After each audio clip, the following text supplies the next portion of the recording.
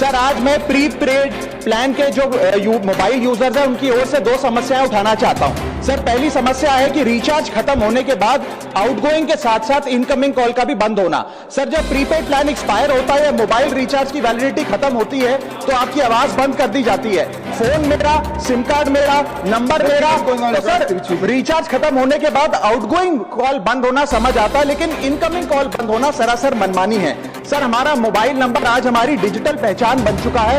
Essential communication जैसे कि UPI payment, banking, OTP, train ticket OTP, PAN Aadhaar authentication, interview का call, hospital का call, माँ बाप का गांव से कॉल, तमाम चीजें इनकमिंग कॉल और इनकमिंग एसएमएस से आती है और वो इसलिए बंद कर दिया जाता है कि इंसान एक रिचार्ज कराना भूल गया।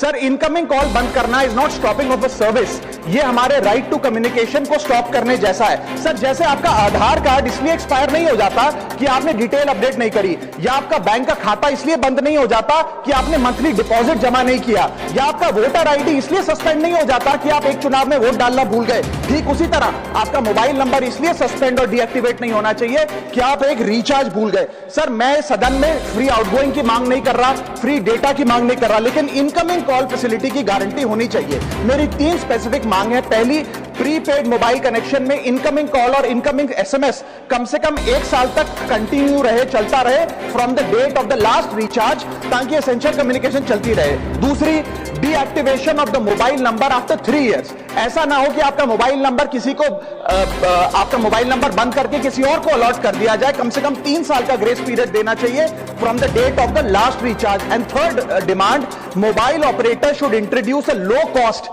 Incoming only plan. वो लोग जो सिर्फ इनकमिंग के लिए फोन रखते हैं उनके लिए, जैसे कि 10 रुपए में 180 दिन की इनकमिंग कॉल की फैसिलिटी, इस प्रकार की स्कीम्स मोबाइल ऑपरेटर को लानी चाहिए।